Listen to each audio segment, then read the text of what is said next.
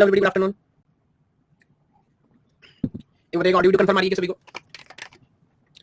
Hello Vishakha, Ritesh जी, साबिया, मीनाक्षी जी, yes, बहुत अच्छे। तो if you remember, last time हम बात कर रहे थे लाइन क्लिपिंग की, है ना, और आज उसी के ऊपर डिस्कशन कंटिन्यू करेंगे। तो लाइन क्लिपिंग ऑफ कोर्स पहले आइडिया एक बार जल्दी से रिवाइज आपको करा देता हूं। लास्ट वीडियो के अंदर हमने क्या डिस्कशन किया था और एक दो न्यूमेरिकल उसके ऊपर ट्राई करेंगे, फिर जो नेक्स्ट एल्गोरिथम हमको आज डिस्कस करना उसकी मैं बात करूंगा।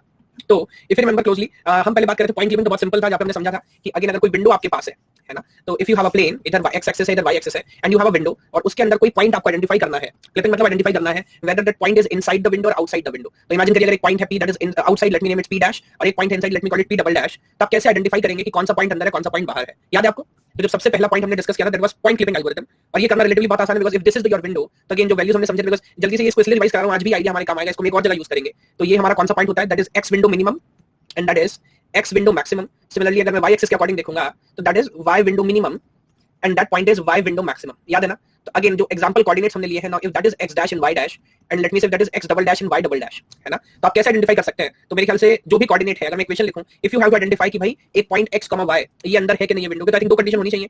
एक्स जो है that should be somewhere between x window min and x window max. एक बार देखिए मैं सही बोल रहा हूं क्या? इन दोनों के बीच में कहीं पर होना चाहिए। सिमिलरली जो वाई है, Y will be again that is Y window min and Y window max. अगर ये दोनों कंडीशन हमारी फुलफिल होंगी तो जो पॉइंट है that is inside the window उसको हम कंसीडर करेंगे। अगर दोनों में से एक या दोनों कंडीशन फॉल्स होंगी तो that point is outside the window, उसको हम यहां से रिमूव कर देंगे। बिकॉज़ तो बहुत ही सिंपल वैल्यू आइडिया से वैल्यू के बेस पे आप जज कर सकते हो। एक बार मेरे को बताओ पॉइंट फॉलो कर पा रहे हो क्या?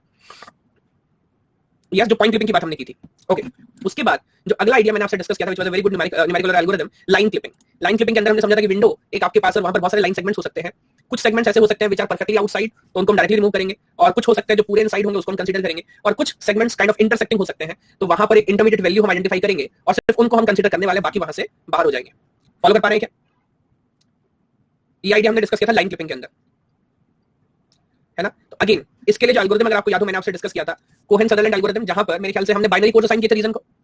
तो if you remember basic approach वहां पर हमने क्या फॉलो की है, तो जो भी विंडो है उसको हम कोड दे रहे थे 0000, बिकॉज़ जैसे हमने समझा भी था ओवरऑल, क्योंकि 9 रीजंस यहां पर हैं, तो 3 बिट से तो काम होगा नहीं, 4 बिट्स ही आपको चाहिए।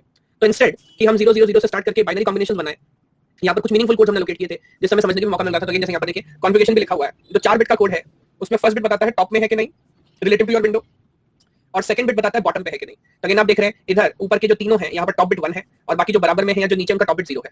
सिमिलरली नेक्स्ट आप देख सकते हैं बॉटम, तो जो बॉटम में है देयर यू कैन सी इनका बॉटम बिट 1 है, ऊपर सबका बॉटम बिट 0 है। सिमिलरली अगला जो आइडिया है वो लेफ्ट और राइट का है, तो अकॉर्डिंगली आप किसी भी रीजन का कोड बता सकते हैं कि वो रीजन कहां पर होगा कोड देखने के बाद। जल्दी से बताइए, फॉलो कर पा रहे हैं पॉइंट?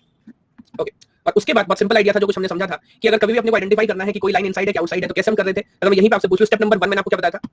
अगर दोनों एंड पॉइंट के चारों बिट 0 है, अगर दोनों एंड पॉइंट के चारों बिट 0 है, then that line is perfectly inside और परफेक्टली आउटसाइड। याद करिए, अगर चारों एंड पॉइंट 0 है then that is perfectly inside, वो पूरा पूरा लाइन सेगमेंट आप कंसीडर कर सकते हो, है ना। तो यहां पर देखिए step by step, if both end points of the line have the region code this, तो इसका मतलब दोनों एंड पॉइंट्स विंडो के अंदर, इसमें कोई टेंशन लेने की जरूरत नहीं है, तो पूरा पूरा लाइन इनसाइड आपका आ जाने वाला है। बहुत सिंपल अप्रोच था।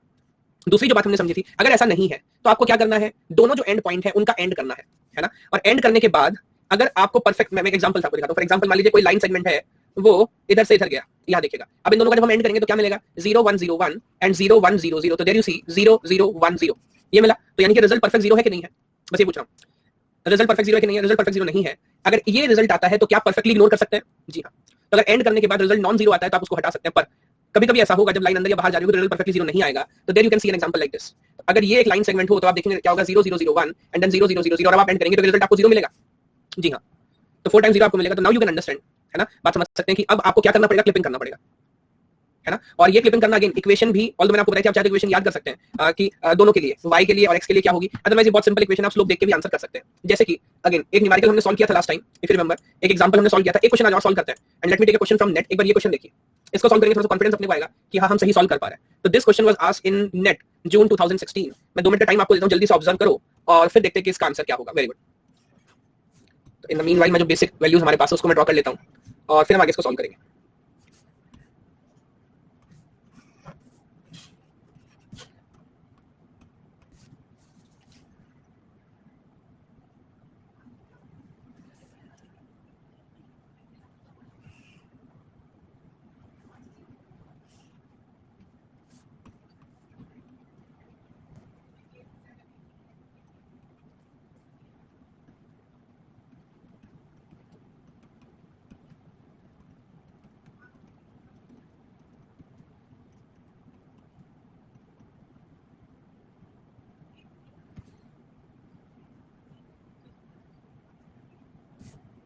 फॉलो कर पा रहे हैं क्या?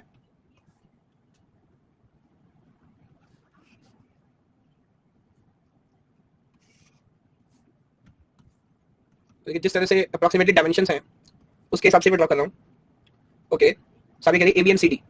Option D. Okay, very good.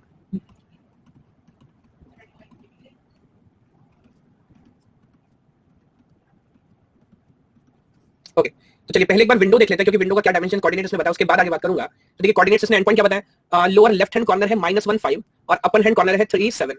तो -5, 1, तो इधर से मैं नीचे से देखिए स्टार्ट कर रहा हूँ और 3 7 अपर कॉर्नर है, अप्रोक्सीमेटली इधर में आने वाला हूँ. जल्दी से बताइए ये पॉइंट समझ आ रहा है क्या? Now this is -5, 1 and this corner is 3, 7. Identify कर पा रहे हैं? इस बेस पे आप ये दोनों कॉर्नर भी आइडेंटिफाई कर सकते हो. तो this will be -5, 7 and that will be 3, 1. तो विंडो के साइज आपको पता लगे. अब इसने कुछ लाइन सेगमेंट्स आपको बताए हैं, तो देखिए जैसे बता रहा है मैं ड्रॉ करता हूं और आप मुझे बताइएगा अगर कहीं कोई भी कंफ्यूजन है. एक लाइन है -62 से कहा जा रही है -18 पे, -62 से -18 पे, समथिंग लाइक दिस, है ना. तो this coordinate is around -6, 2 and it is -1, 8. ना दूसरा है -15 से, ओके, -15 से इधर कहीं से जा रही है 4, 8. Now this is 4 and this is 8, something like this. Now this is second line. तो अगेन मैं कोऑर्डिनेट मेंशन कर देता हूं, -15 से 4, 8 ऐसा कुछ जा रही है. And third line is -2, 3, -2, 3 somewhere here से जा रही है 1, 2 लाइक दिस, है ना. अब आपसे क्या पूछ रहा है, which of the following are the candidates for clipping. तब ध्यान से देखिए, पूरा एल्गोरिथम शायद यूज करने की जरूरत भी नहीं है. आपसे सिर्फ पूछ रहा है कि कौन कौन सी जो एजेस हैं वो क्लिप करने का जरूरत पड़ेगा. तो क्या आप ये पॉइंट फॉलो कर पा रहे हैं कि ईएफ को क्लिप करने की जरूरत नहीं पड़ेगी? बिकॉज अगर मैं नाम लिख दूं, इसका नाम क्या था, इसका नाम है ए बी, इधर इसका नाम है सी डी और इसका नाम है ई एफ. ई एफ तो आई थिंक परफेक्टली इनसाइड है ना, तो इसको क्लिप करने की जरूरत आपको नहीं पड़ेगी. हाँ, ए बी और सी डी को क्लिप करने की जरूर पड़ेगी, बस इतना ही इसने आपसे पूछा था. तो डायरेक्टली यहाँ पर आंसर हो जाएगा, अभी बात खत्म हो गई. तो एक बार जल्दी से देखिए, मुझे बताएं फॉलो कर पा रहे हैं क्या? तो एक्चुअली जो वैल्यूज कैलकुलेट करने की जरूरत शायद पड़ती है वो यहाँ पड़ेगी नहीं, डायरेक्टली आप आंसर कर सकते हैं. बट फिर भी एक बार क्योंकि हमें लॉजिक सीखना है तो एक क्वेश्चन पूरा ट्राई करते हैं. फॉर एग्जांपल जरा सी डी लाइन ले लेते हैं, बिकॉज़ एक ही जगह इंटरसेक्ट कर रहा है तो एक ही पॉइंट आपको कैलकुलेट करना पड़ेगा. सी का कोऑर्डिनेट आपको पता है -1 5 है, डी का कोऑर्डिनेट 4, 8 है. अगेन अगर मैं जल्दी से आपसे वैल्यू पूछ लूं कि इसके जो एंड पॉइंट है, बिकॉज़ स्टेप नंबर 1 अगर आप याद करोगे तो सबसे पहले हमें वैल्यूज फाइंड करनी होती है. तो स्टेप नंबर 1 में आप देखेंगे सी का जो रीजन है वो क्या है. तो मैं लाइन सी और डी की बात कर रहा हूँ, तो या नीचे लिख लेता हूँ सी एंड डी. तो सी का जो रीजन कोड है वो तो आई थिंक 4 टाइम्स 0 हो गया, 0 0 0 0. लेकिन अब डी को आप ऑब्जर्व करोगे तो आई थिंक ये टॉप में भी है और ये राइट में भी है, तो इसका रीजन कोड हो जाएगा 1 0 1 0, है ना. तो स्टेप नंबर 1 में हमने चेक किया होता क्या दोनों 0 है, नहीं दोनों 0 नहीं है. फिर हमने एंड किया और एंड करने के बाद जो रिजल्ट आया वो क्या आ रहा है, 0 आ रहा है, 4 टाइम्स 0. तो इसका मतलब अब क्या आपने को क्लिपिंग करने की जरूरत पड़ेगी? जी हाँ. अगर नॉन 0 आता, जैसे मैंने आपसे बात की, नॉन 0 में तो हमने इग्नोर कर दिया होता, बट रिजल्ट क्योंकि 0 आ रहा है, मतलब क्लिपिंग करने की जरूरत पड़ेगी, है ना. अब क्लिपिंग कैसे करें? तो अगेन यहाँ पर स्लोप हमारे काम आता है और इस पॉइंट को कोई भी एक पॉइंट नया मैं मान लेता हूँ. तो लेट मी से किस पॉइंट का नाम मान लेते हैं P, और for example that is x, y, है ना. अब जरा स्लोप की डेफिनेशन मुझे बताइए, स्लोप क्या होता है? m = it is y2 - y1 divided by x2 - x1. तो इस लाइन के लिए जरा मुझे बताएंगे स्लोप क्या होगा. तो इस लाइन के लिए स्लोप की वैल्यू क्या हो जाएगी? y2 का वैल्यू आई थिंक है 8 - 5 डिवाइडेड बाय 4 - -1. अगेन जरा बताएं फॉलो कर पा रहे हैं क्या? 8 - 5 divided by that is 4. Now 4 - -1, तो ये वैल्यू आपकी क्या जाएगी? Now this value will be again 3 and 4 + 1, तो दैट विल बी 3/5 आ गया स्लोप, है ना. अच्छा अगेन एक बात मुझे बता सकते हैं आप, जिस जगह इंटरसेप्ट हो रहा है, बिकॉज़ ये हॉरिजॉन्टली कट हो रहा है, तो आपको किसकी वैल्यू ऑलरेडी पता है, x की या y की? जल्दी से बताओ, क्योंकि ये हॉरिजॉन्टल कट है. Very good. तो हमको y की वैल्यू ऑलरेडी पता है. Now we know that y equals to क्या है, 7, बस x की वैल्यू है. तो आप किसी के भी रिस्पेक्ट में देख सकते हैं. मैं c के रिस्पेक्ट में दोबारा लिखता हूं स्लोप की value. Now y2 - y1 divided by x2 - x1. अगर मैं इसको y2 पॉइंट मान लेता हूं, आई नो कि ये 7 है, तो मैं क्या लिखूंगा? 7 - 5 जो फर्स्ट वैल्यू है डिवाइडेड बाय, ये मेरे को नहीं पता, x -1 must be equal to 3/5. क्या बात फॉलो कर पा रहे हैं? क्योंकि सिंपली हम स्लोप ही देख रहे हैं दोबारा, है ना. तो इस इक्वेशन को मैं आगे सॉल्व करता हूं तो देखिए क्या होगा, 7 - 5 will become 2 divided by x + 1 = 3/5. अब क्रॉस मल्टीप्लाई करिए तो 10 = 3x + 3, तो ये माइनस में आ जाएगा 10 - 3/3. I think it will come something around 7/3, है ना. And 7/3 is like 2 point something something. देखिए ऑब्जर्व कर पा रहे हैं क्या? अगर आप ध्यान से चेक करेंगे तो ये जो लाइन है x पे, है ना, क्या 2 पॉइंट समथिंग समथिंग पे ही कट करेगी, है ना. तो आई थिंक बहुत आसानी से हम ये सही वैल्यू आइडेंटिफाई कर पा रहे हैं. तो खैर इस क्वेश्चन में इसने पूछा नहीं था इतना, बट अगेन मैं आपसे बताऊंगा पूछा भी हो तो using the simple idea of a slope, because एक वैल्यू आपको पहले से पता है, मेरे ख्याल से इस इक्वेशन को कैलकुलेट किया जा सकता है. जरा बताएं फॉलो कर पा रहे हैं क्या? यस, कर लेंगे ऐसा क्वेश्चन सॉल्व. ओके, एक और क्वेश्चन मेरे को मिला है. मुझे बताइएगा क्या यहाँ पर आप एग्जैक्ट न्यूमेरिकल वैल्यू कैलकुलेट कर सकते हैं? जी हाँ, इसने क्लिपिंग पॉइंट्स पूछे भी हैं इस क्वेश्चन में. ये क्वेश्चन पूछा है जून 2014 में. जल्दी से देख के बताइए आइडिया क्या है.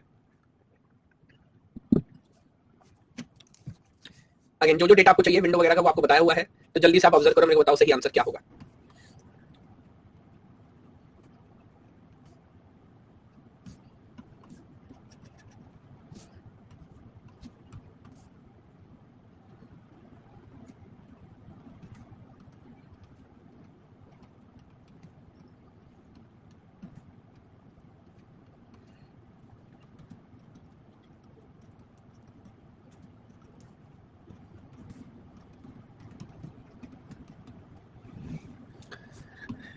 ओके, मीनाक्षी जी कह रही है is the correct answer. Okay, बाकी लोग बताइए भाई।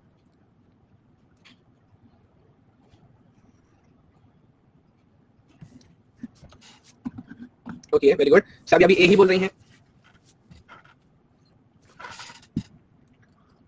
ठीक है, मेरे ख्याल से काफी लोग सॉल्व कर पा रहे हैं। तो अगेन जो देखिए कैलकुलेशन इसने बताया है उसके हिसाब से जो कोऑर्डिनेट है वो इधर कहीं नजर आएगा, तो ये लेफ्ट कॉर्नर पे होगा 0 0 एंड दैट इज 5,3 जो इसने ऑलरेडी अपने क्वेश्चन में बताया है, तो ये ऑटोमेटिकली आपका हो गया 5 0 और ये आपका पॉइंट हो गया अगेन 0,3।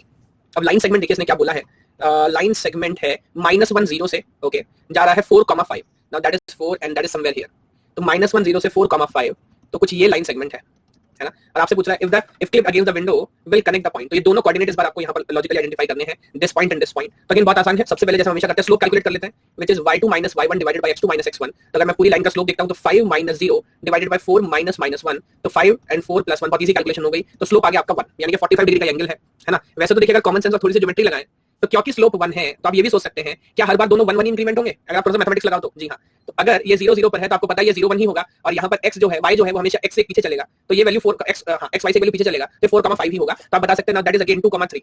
बट फिर भी अगर कैलकुलेट करना है तो कैसे कर सकते हैं, तो अगेन अगर मान लीजिए इसको मैं रख लेता हूं p dash, so x dash y dash, और इसको मैं रख लेता हूं p double dash, so that is x double dash and y double dash. कैसे कैलकुलेट करेंगे, तो अगेन अगर इस रेस्पेक्ट के पॉइंट में मैं पीछे से देखता हूं 0 1 से, तो स्लोप मेरे को पता है 1 एंड लेट मी से y डैश सॉरी पहले y डैश लिख लेता हूं, y dash -0 divided by x dash -1। देखिए फॉलो कर पा रहे हैं क्या, सिर्फ इतने से पार्ट में मैं स्लोप कैलकुलेट कर रहा हूं, तो मैंने y डैश -0 x डैश -1, तो अगेन ये वैल्यू यहां पर रख ली है। अच्छा, यहां पर किसकी वैल्यू हमें पहले से पता है, x डैश की y डैश की। अब क्योंकि वर्टिकल कट है तो हमको पता है x डैश क्या होने वाला है 0 है ना, तो x डैश की वैल्यू आप 0 रख लेंगे तो ये हो जाएगा y dash and that is 0 0 -, हो जाएगा प्लस, तो सिमिलरली y डैश की वैल्यू आ जाएगी 1 and as you know it is 1, तो पॉइंट भी आ जाएगा 0,1 जो आपका पहला कोऑर्डिनेट हो गया है ना। अच्छा, मजे की बात है कि चारों में 0,1 लिखा है, ओके, तो फिर ये पॉइंट कैलकुलेट करने की जरूरत ही नहीं थी, हम डायरेक्ट दूसरे पे भी जा सकते थे है ना। अब इधर आ जाते हैं, अगर ऊपर से मैं कैलकुलेट कर लेता हूं स्लोप, तो भी मैं से निकाल सकता हूं, तो फिर दोबारा स्लोप मेरे पास है व्हिच इज 1, और इस बार y2 - y1, तो लेट मी से 5 - y double dash divided by 4 - s double dash, और इस पॉइंट पे अपने को किसकी वैल्यू पता है, we know y double dash की वैल्यू यहां पर 3 होने वाली है बिकॉज़ ये हॉरिजॉन्टल कट है, तो मैं लिख सकता हूं 1 and 5 - 3 divided by 4 - x double dash, so 1 is equals to ये क्या हो जाएगा, that is 3 divided by 4 - x double dash, so x double dash की वैल्यू हो जाएगी क्या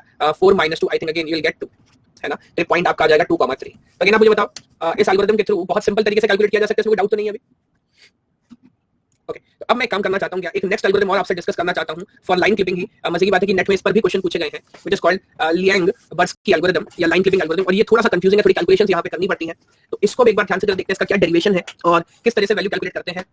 चाइनीज है, रशियन है, जर्मन है, आप छोड़ दो, आई डोंट नो वैसे है ना, मैं इस पे इतना इन्वेस्टिगेट नहीं कर रहा हूं, मेरी इंटेंशन है कि बस एल्गोरिथम आपको समझ आ जाए और फिर उसको अपन सॉल्व कर लें। यस, चलिए, तो एक बार इस एल्गोरिथम के थ्रू भी लाइन क्लिपिंग करने का लॉजिक देखते हैं, और जहां कोई कंफ्यूजन मुझे बताइएगा।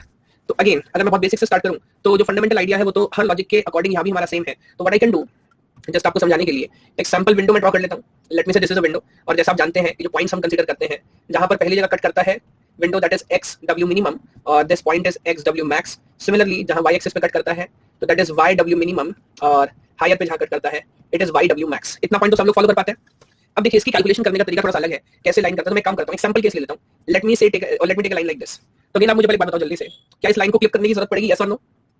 जी हाँ, बिना क्लिपिंग के तो नहीं होगा। ओके, तो अगेन अगर मैं स्टैंडर्ड वर्टेक्स मान लेता हूं, लेट मी से इधर मेरा कोऑर्डिनेट है जहां से हमने स्टार्ट किया x, y या x1, y1, और इधर हमारा कोऑर्डिनेट है x2, y2 है ना। अब देखिए यहाँ पर हमें गेम खेलते हैं क्या, एक वेरिएबल, एक पैरामीटर काइंड ऑफ मानते हैं उसको, कुछ लोग t मानते हैं, कुछ लोग u मानते हैं। t से आप बहुत आसानी से समझ सकते हैं, इमेजिन करिए काइंड ऑफ टाइम एक पैरामीटर है t, और मैं मान रहा हूं कि पहले एंड पॉइंट पे इसकी वैल्यू 0 है और दूसरे एंड पॉइंट पे इसकी वैल्यू 1 है। देखिए पॉइंट फॉलो कर पा रहे क्या, हमने ये जो पूरा लेंथ है इस लाइन सेगमेंट का उसको यूनिट लेंथ मान लिया 1, एक यूनिट लेंथ मान लिया 1, मैं बोल रहा हूं यहाँ पर उसकी वैल्यू 0 है और दूसरे एंड पॉइंट पे इसकी वैल्यू 1 है। ये पॉइंट फॉलो कर पा रहे हैं, और अब हम क्या सोचना चाह रहे हैं कि किस तरह से हमें ये पॉइंट कैलकुलेट करना है समवेयर हियर है ना, और ये जो पॉइंट हमें कैलकुलेट करना है, लेट मी से इसके कोऑर्डिनेट है x, y। अब अगर हम यहाँ पर t की वैल्यू कैलकुलेट कर ले, सोचिएगा एक बार t की वैल्यू, तो क्या x और y की वैल्यू पता लग जाएगी, रेशियो पता लग जाएगा हमें, क्योंकि पहले पॉइंट पे t की वैल्यू 0 है, दूसरे एंड पॉइंट पे t का वैल्यू 1 है। तो अब इस पॉइंट पे मैं t की वैल्यू कैलकुलेट करना चाहता हूं, अगर मैं t की वैल्यू कैलकुलेट कर लूंगा तो ऑटोमेटिकली मैं पता लग जाएगा कि x और y की क्या वैल्यू है। क्या यहाँ तक बात समझ आ रही है?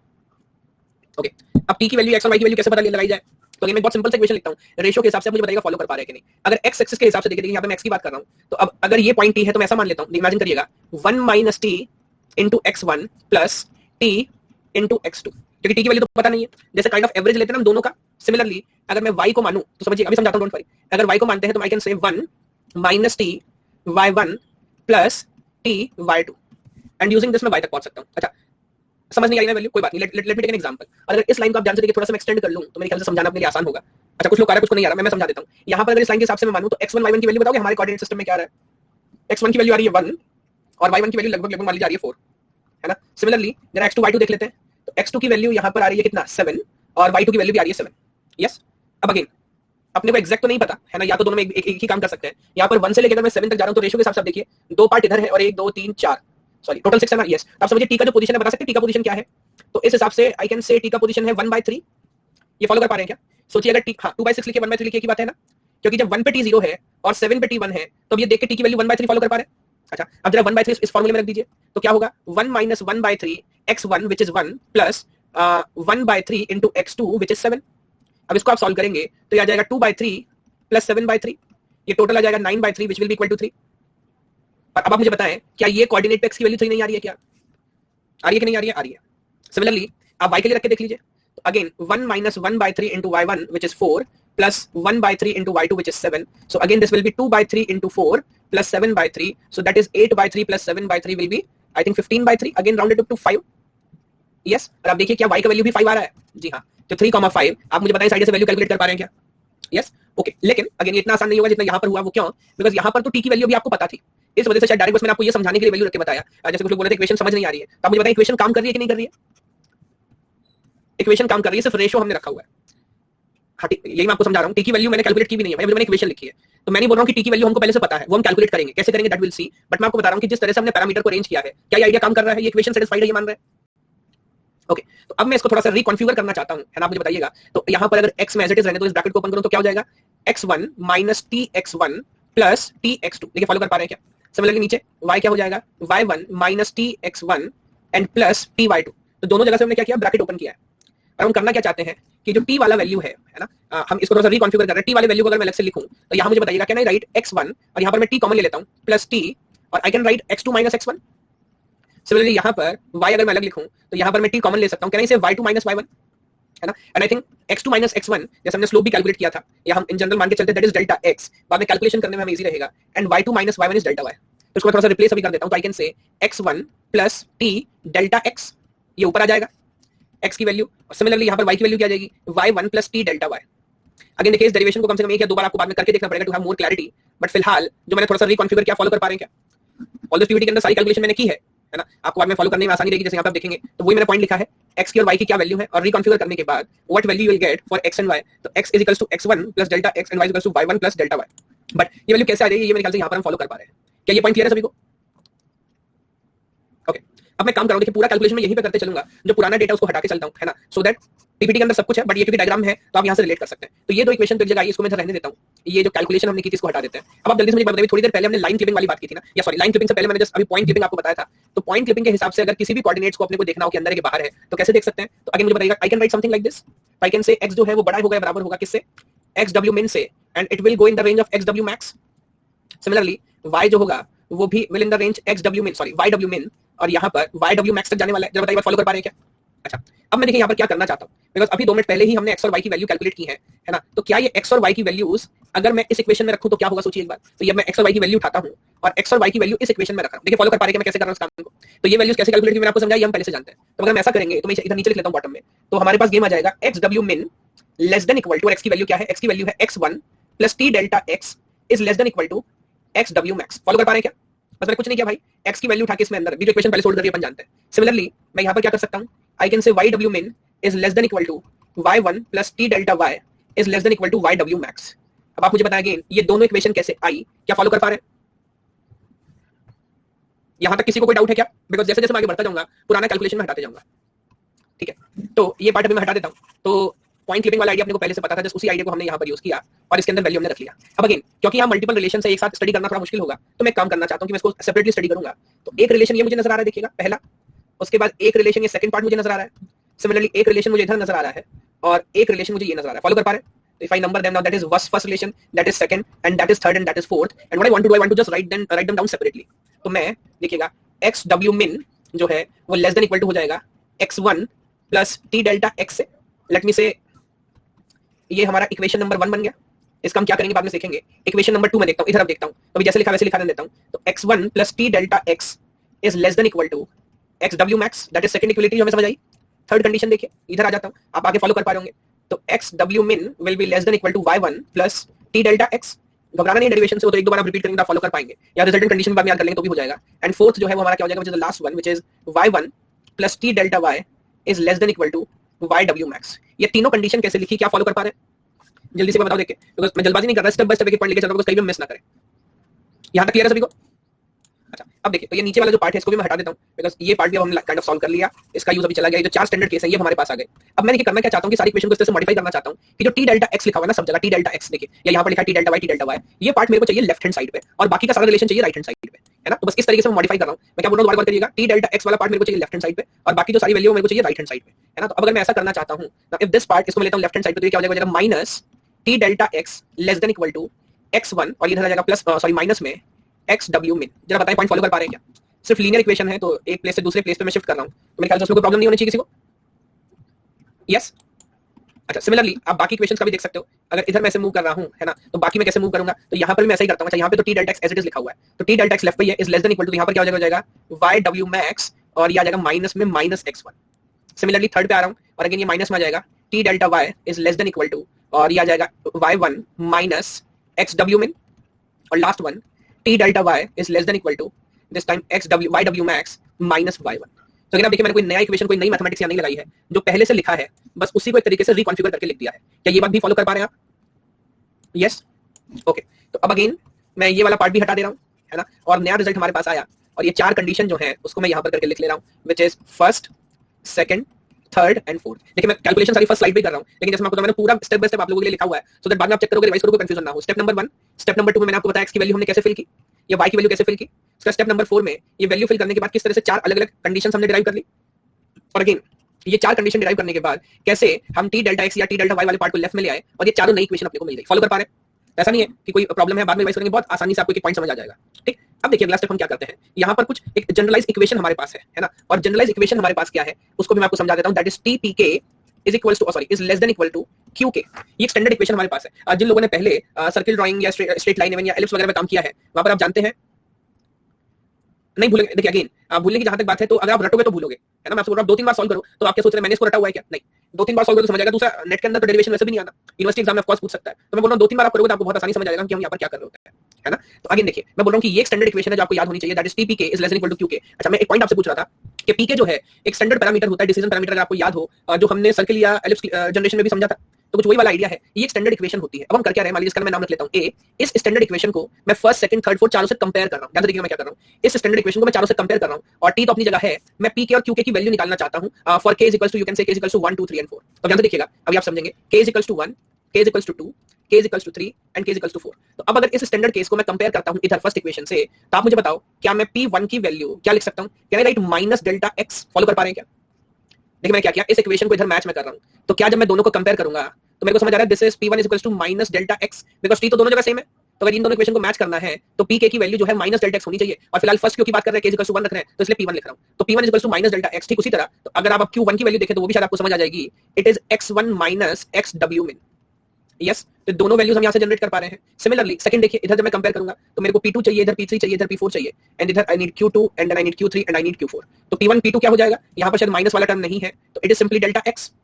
P3 क्या हो जाएगा, इट इज डेल्टा y, और यहां पर माइनस वाला टर्म है तो माइनस डेल्टा y आ जाएगा, एंड P4 के अंदर सिर्फ डेल्टा y होगा।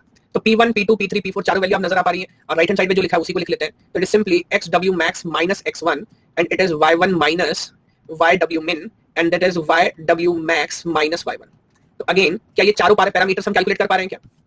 यस। तो यहाँ पर जो भी न्यूमेरिकल जो भी डेरिवेशन हम सॉल्व करेंगे, पहले यहाँ तक कि अब आपको जो वैल्यू वैसे याद रखनी है क्वेश्चन में, यहाँ तक कैसे ऐसे फर्क नहीं पड़ता, ये चारों पैरामीटर आपको याद आने चाहिए, बिकॉज़ इन्हीं को यूज करके हम डायरेक्ट वैल्यूज कैलकुलेट करते हैं एल्गोरिथम के अंदर, है ना। तो that is a kind of a derivation. अब एक दो पॉइंट मैं जल्दी से आपको बता देता हूँ जिसको यूज करके आगे जाके हम वैल्यू सॉल्व करते हैं या काम करते हैं। एक न्यूमेरिकल सॉल्व करें, एक न्यूमेरिकल सॉल्व करेंगे जिससे आपको आइडिया हो जाएगा कि कौन सी वैल्यू कैसे इस्तेमाल हो रही है और आगे स्टेप क्या है। तो let me take an example, you take this question first, उसके बाद नेट का क्वेश्चन आप ट्राई करिएगा। तो यहाँ पर देखिए अगेन लियांग-ब्रस की एल्गोरिथम यूज करना है, और लाइन आपको बताया कहां से कहां तक है, विंडो आपको बताया है। तो अगेन मैं इसको एक काम करता हूं, जहां 9 है वो सब 0 0 मान लीजिए, उसके हिसाब से लेके चलते हैं। तो अगेन अगर मैं विंडो ड्रॉ कर लूं तो 20 20 से जो लेफ्ट बॉटम है and 90 20 and then 90 70 something like this, ऐसा एक विंडो है। ये देखिए एक विंडो के खेल से चारों कॉर्नर बता दिया, अपने को जरूरत नहीं थी ABCD, है ना, बट कोई बात नहीं। तो A इज मैं 2,2 मान लेता हूं, है ना, सब जगह से 0 हटा दीजिए। तो A is 2,2, now B is 9,2, now C is 9,7 and D is 2,7, fair enough। और लाइन सेगमेंट देखिए कहां से कहां जा रहा है, तो वो जा रहा है 10 30 से, यानी कि 1 और 3 मान लेते हैं, 8 और 9 तक। So this is 8 and this is 9 something like this. तो अच्छी बात है, बिकॉज़ अब दोनों काम करने का ये समझने का मौका मिल जाएगा। एक जगह कट कर रहा है कि दो जगह, 1 3 और इधर आपको मिला 9 और 8, दो जगह कट कर रहा है, तो दोनों वैल्यूज हम कैलकुलेट करेंगे, सॉरी 8 और 9 है, 8 और 9 है, कैसे कैलकुलेट करते हैं भी समझते हैं। तो अगेन अगर मैं आपसे दोबारा पूछूं, जो पैरामीटर्स अभी हमने कैलकुलेट किए थे थोड़ी देर पहले, उन पैरामीटर्स की वैल्यू पहले सबसे पहले अपने को निकालनी है, उसके बाद हम आगे बात करेंगे। तो मैं एक बार पहले यहाँ पे फ्रेम बना लेता हूं। तो मेरे को चाहिए P1 P2 P3 P4 और मेरे को चाहिए Q1 Q2 Q3 Q4। अच्छा, ये वैल्यूज को देख के मैं पहले डेल्टा की वैल्यू आपसे पूछ लेता हूं। What is delta x? Delta x is x2 minus x1 and delta y is y2 minus y1। तो जस्ट लाइन सेगमेंट को देख के मुझे बताएंगे what is x2 minus x1। So I think x2 minus x1 is 8 minus 1 and y2 minus y1 is 9 minus 3। तो इधर आ जाएगा 7 और इधर आ जाएगा 6। फॉलो कर पा रहे हैं क्या? अच्छा, अब अगेन एक एक करके, क्योंकि हमने उसको याद नहीं किया, एक दो बार रिपीट करेंगे तो याद हो जाएगा। What is P1? P1 is minus delta x and P2 is delta x। याद रहेगा? तो अब अगर यहां पर मैं दोबारा लिख लूं तो P1 की value is minus delta x, तो शायद ये हो जाएगा -7 और ये हो जाएगा 7। सिमिलरली अब जरा दोबारा देखिए P3 और P4। तो what is P3? P3 is minus delta y and P4 is delta y, है ना? तो अब again very good, -6 and +6, very good. तो यहां पर मैं लिख सकता हूं -6 एंड +6। अब आपको देखना है Q1 Q2 Q3 Q4, ये चार वैल्यू भी कैलकुलेट करनी है। तो जरा देखिए Q, या यहीं पे कर लेते हैं, वो पैरामीटर्स तो शायद अपने को याद है। Q1 की वैल्यू क्या है? x1 minus wmin। अब हमारे क्वेश्चन में x1 यानी कि जो वैल्यू एक्चुअली अपने को चाहिए माइनस wmin, तो जरा जल्दी से मुझे बताएं x1 माइनस wmin। तो x1 की वैल्यू क्या है? x1 की वैल्यू है 1 माइनस wmin की वैल्यू है -2, तो हमारी वैल्यू आ जाएगी -1। फॉलो कर पा रहे हैं क्या? सिमिलरली मैं Q2 की वैल्यू देखता हूं। Q2 की वैल्यू है wmax minus x1, sorry xwmax minus x1। तो अब जरा ये देख लीजिए xwmax क्या है? xwmax हमारा है आई थिंक 9 माइनस x1 जो है 1, सो 9 माइनस 1 हो जाएगा 8। सिर्फ ऑलरेडी पैरामीटर्स हमने डिराइव करा, उसमें वैल्यू में रख रहा हूं अभी जो अपने को चाहिए। Now Q3 is x1 minus y1 minus ywmin, y1 minus ywmin। तो what is y1? y1 is 3 minus ywmin is 2, so again I think you'll get this time 1। and last one Q4 is ywmax minus y1, ywmax minus y1। तो wmax जो है वो हमारा क्या है? वो है आई थिंक 7 माइनस y1 जो शायद हमारा है 3। तो 7 माइनस 3 आप करेंगे तो वैल्यू आ जाएगा 4। तो अगर आप मुझे बताएं based on the equation of line, या जो कोऑर्डिनेट्स आपके पास और विंडो, क्या ये 8 के 8 वैल्यूज हम आइडेंटिफाई कर पा रहे हैं क्या? Yes, okay. अब देखिएगा स्टेप बाय स्टेप हम क्या करते हैं, उससे आपको समझ आएगा। तो अब मैं आपको एक बार एल्गो शो कर देता हूं। लुक एट दिस, क्या स्टेप्स फॉलो करने हैं। तो एंड पॉइंट्स आपको पता है, ये सारे वैल्यूज आपको कैलकुलेट करने हैं। पहले दो स्टेप तुमने फॉलो कर लिए। यस, अब ये कह रहा है कि आपको देखना है पीके की वैल्यू 0 है कि नहीं है। तो हमारे लिए के की किसी भी वैल्यू पे क्या पीके की वैल्यू कहीं भी 0 आई है? जरा गौर करिए, है ना? हमारे लिए कहीं भी पीके की वैल्यू 0 नहीं है। चाहिए भी मैं आपको बता देता हूं, बहुत आसान बात है। ये क्यों ऐसा पूछना चाह रहा है? पीके की वैल्यू 0 कब होगी? किसी भी पी की वैल्यू 0 कब होगी? मैं बोल देता हूं या तो तब जब लाइन हॉरिजॉन्टल हो, या तो तब जब लाइन वर्टिकल हो। सोचो क्यों? बिकॉज़ यार delta x minus delta y कर रहा है, तो x2 माइनस x1 0 तब होगा जब एक हॉरिजॉन्टल लाइन होगी, और y2 माइनस y1 0 जब होगा जब एक वर्टिकल लाइन होगी। बट हमारा जो लाइन है आई थिंक ना वो हॉरिजॉन्टल है ना वो वर्टिकल है। ये बात फॉलो कर पा रहे हैं क्या? रटने की जरूरत नहीं है ना? तो खैर हमारे केस में इन चारों में से कोई कंडीशन काम नहीं कर रही है। तो अगर 0 है तो ये करना था, बट 0 नहीं है, तो हम आगे बढ़ते हैं और हम जाते हैं नॉन 0 वाले केस पे। तो हमारे लिए तो नॉन 0 ही है ना? अब जब नॉन 0 है तो क्या करना होता है, देखिए एक करके देखते हैं। नॉन 0 में दो केस हो सकते हैं, या तो पी की वैल्यू 0 से कम होगी, या तो पी की वैल्यू 0 से ज्यादा होगी, है ना? तो अब देखिए फर्स्ट केस हम देख लेते हैं कि हमारे केस में क्या कहानी है। तो फर्स्ट केस में हमारी वैल्यू जो पी की है वो 0 से कम है कि ग्रेटर है? पी की वैल्यू 0 से कम है। ओके, अब जब पी की वैल्यू 0 से कम है तो क्या करना है? ये देखिए, जब पी की वैल्यू 0 से कम है तो T1 आपको कैलकुलेशन करना है। What is T1? It is max comma PK QK और पीके, क्यूके डिवाइडेड बाय पीके करना है। तो भाई मत एक एक करके वैल्यू रखते चलते हैं कि क्यूके डिवाइड बाय पीके। अब जब मैं आपसे यहां पे पूछ लेता हूं जल्दी से लाइक दिस, किस किस केस में पीके की वैल्यू 0 से कम है? आई थिंक दो केस में 1 है, एक P1 में और दूसरा P3 में, है ना? और दोनों ही केस में जस्ट अपने को वैल्यू रखना है और चेक करना है। तो जल्दी से मुझे बताओ मैंने यहाँ पे क्या करना है। मैं दोबारा देख लेता हूँ, या यहाँ पे भी देख सकते हैं। T1 हमें कैलकुलेट करना है। ओके, तो लेट मी राइट T1। और यहाँ पर दरअसल हम दो वैल्यू कैलकुलेट करेंगे, T1 और T2। क्यों? बिकॉज दो जगह इंटरसेप्ट हो रहा है। मैंने तो आपको 0 से 1 तक बताया था तो एक T मान लिया था, बट क्योंकि दो जगह इंटरसेप्ट हो रहा है तो identify two values T1 and T2, है ना? तो पहले T1 की वैल्यू हम देख रहे हैं। T1 is equal to max. Okay, तो यहाँ पे लिख लेता हूँ मैक्स ऑफ 0, और यहाँ पर लिखा है क्या? QK divide by PK। तब का QK डिवाइड बाय PK, तो एक बार मैं लिख लेता हूँ P1 बाय Q1 और एक बार लिख लेता हूँ P3 बाय Q3। आप फॉलो कर पा रहे हैं? यही दो क्यों मैं कंसीडर कर रहा हूँ, फर्स्ट और थर्ड, बिकॉज इस केस में ही जो वैल्यू है वो 0 से कम है।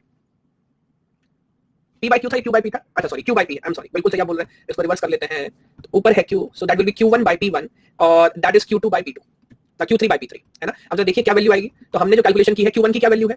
Q1 की वैल्यू है -1 डिवाइडेड बाय P1 और P1 की वैल्यू है -7, है ना?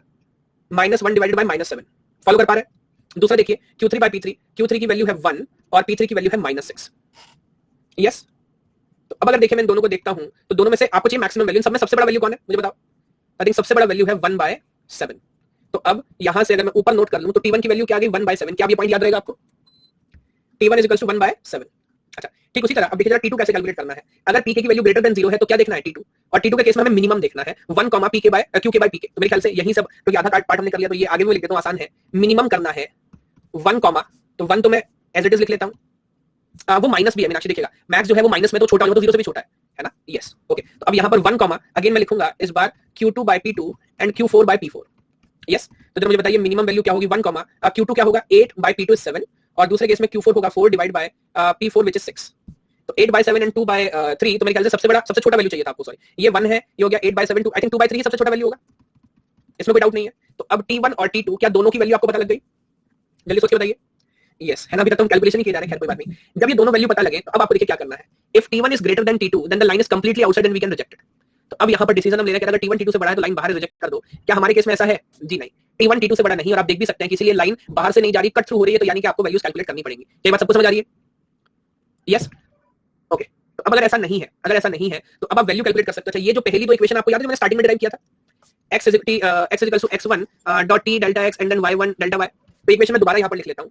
x की वैल्यू जो हमें चाहिए, तो x की वैल्यू जो चाहिए, so that is x1 plus t delta x, और y की वैल्यू जो है वो है y1 plus t delta y। अच्छा, मजे की बात क्या है, उस समय आप मुझसे पूछ रहे थे, मैं आपको बोला था मेरे को t की वैल्यू नहीं पता, बट अब आपको क्या t की वैल्यू पता है? हाँ, तो अब ये देखिए T1 और T2 दोनों वैल्यू आपको पता है, तो इस इक्वेशन के अंदर एक बार आप T1 की वैल्यू रखिए और एक बार T2 की वैल्यू कोऑर्डिनेट्स पता लगाने के लिए। तो अगर मैं पहले T1 की वैल्यू रख रहा हूं तो x is equal to what is x1, तो x1 की वैल्यू आई थिंक हमारी है 1, T1 is equal to 1 plus what is T1, sorry ये हम किसकी वैल्यू निकाल रहे हैं, ये वैल्यू निकाल रहे हैं x1 की ना, तो x की, sorry x is equal to 1 plus t is 1/7 into delta x which is nothing but 7।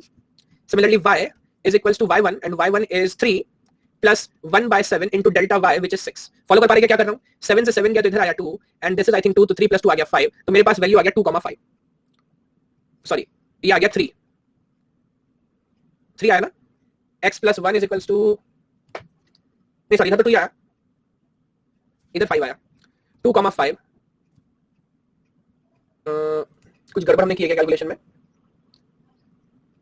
अच्छा सॉरी, हाँ यहाँ भी क्या लेना है, सॉरी यहाँ पर भी 1/7 ही लेना है ना, यस करेक्ट, ये इसलिए गड़बड़ हुआ। अगर x की वैल्यू तो 2 ही आएगी, y की वैल्यू देख लेते हैं, तो ये हो जाएगा 6/7, है ना, तो 6/7 प्लस 3 अगर मैं कैलकुलेट करके आपको जल्दी से बताऊं तो 6 divided by 7 plus 3 it will come around 3.85, है ना। और आप शायद देख भी सकते हैं, ध्यान से गौर करेंगे तो ये जो पॉइंट है क्या 4 से थोड़ा नीचे आ रहा है? जी हाँ, तो this will come something 2 and 3.85।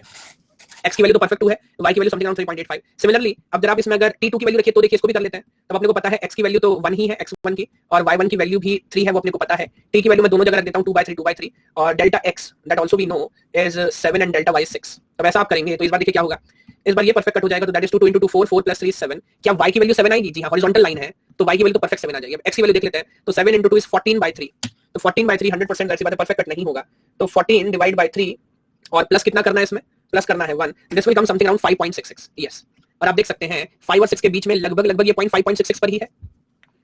Yes, now that is a total idea of Liang-brush के एल्गोरिथम। तो मेरे ख्याल से पूरा का पूरा एक क्वेश्चन भी हमने सॉल्व कर लिया in order to have a better understanding, है ना। तो अगेन अगर एक बार मैं जल्दी से रिपीट करूं, पूरी कैलकुलेशन यहाँ पर लिखी हुई है। हमने पहले कैसे फंडामेंटल इक्वेशन आइडेंटिफाई की, उसके बाद पॉइंट क्लिपिंग वाले आइडिया में इसको पुट किया, 4 इक्वेशंस बनाई, डेल्टा टीएक्स की वैल्यू निकाली, स्टैंडर्ड इक्वेशन से कंपेयर किया, T1 से लेके P4 तक, Q1 से लेके Q4 तक वैल्यू आई, और उसके बाद एल्गोरिथम के हिसाब से T1 T2 की वैल्यू निकाली, और फाइनली जस्ट वैल्यू पुट करके हमारे जो कोऑर्डिनेट्स थे वो हमने कैलकुलेट कर दिए। फॉलो कर पा रहे हैं क्या?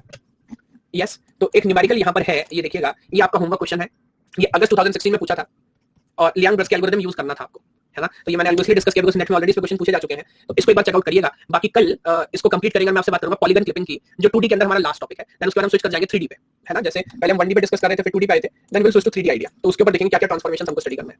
यस, चलिए, थैंक यू सो मच। बाकी इवनिंग में दोबारा ऑपरेटिंग सिस्टम से कंटिन्यू करेंगे। ओके।